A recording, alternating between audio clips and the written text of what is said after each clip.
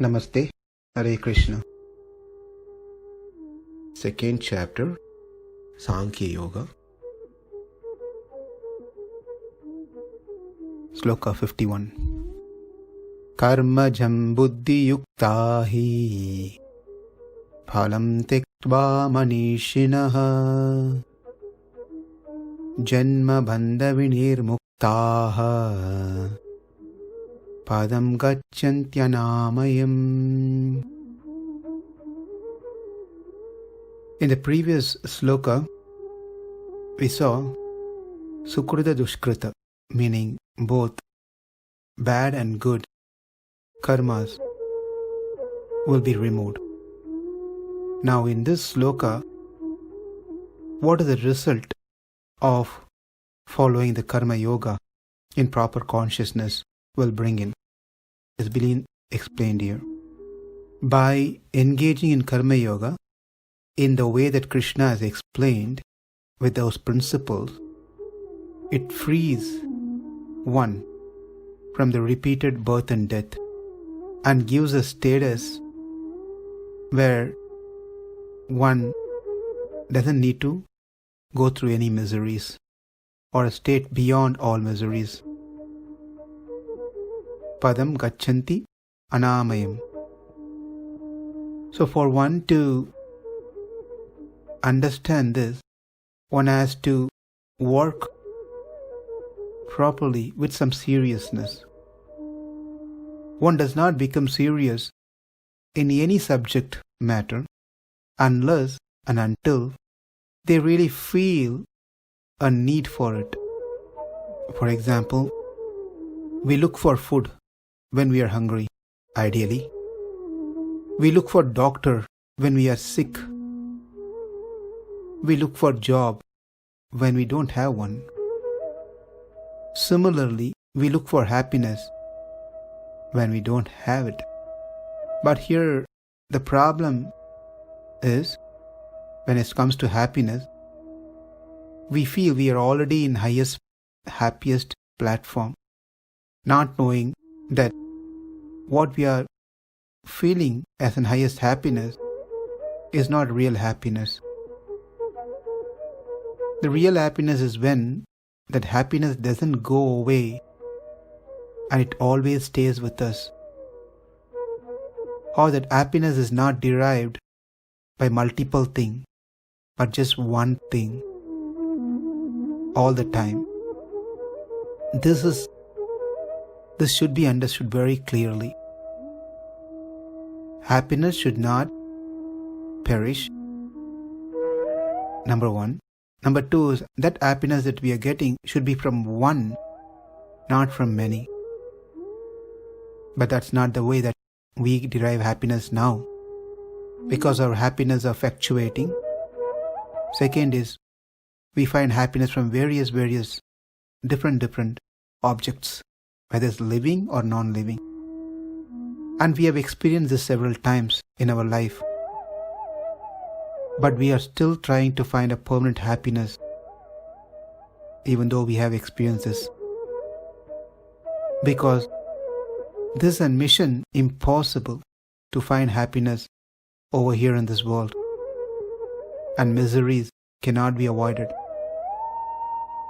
That's because this place is filled with dualities, miseries and happiness. Probably if this place was only filled with miseries, maybe we all would have been serious in getting out of this problem. But unfortunately, that's not the way it's been designed. It has both miseries and happiness. Therefore, people are hoping to find happiness, if not today, tomorrow. The basic thing is that it's all happening because there is no clarity in our mind and intelligence. It's very important we understand what is this mind, functionality of mind and intelligence.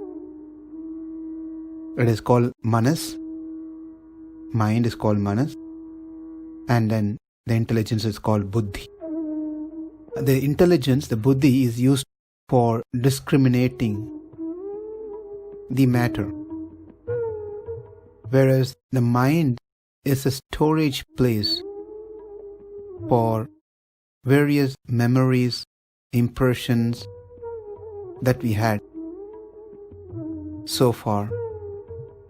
But with the mind which carries all the impressions cannot do much. It can't process it. The mind cannot process it. The processing job is done by buddhi, the intelligence. Intelligence does the analysis of the memory and comes to a final conclusion or decision. For an example, if I'm getting exposed to a fruit for the very first time called apple, then the mind stores the impression of an apple with a label and with certain description that you can think of is stored into my mind. Now, after a week or a month or two, when I see another apple, the buddhi, intelligence, process it from the mind and makes decision that this is an apple. Consider that the intelligence doesn't know that this is apple and this is the very first time it's seeing. Then that's the first impression now again gets stored into something else other than apple. Then again gets stored into the mind. And this is how the mind and the intelligence works together. Therefore, the mind and intelligence has to be kept in a proper state so that the mind can continue giving clear data. And with that received clear data, the intelligence can process it correctly. When either one doesn't do its job right, then the decision that's made at the end may not be right. Therefore, it's a close relationship, the way that the buddhi and manas works together. If either one is not kept clean, safe, then there could be a problem, and which is what is happening right now, and which is a cause of our repeated birth and death.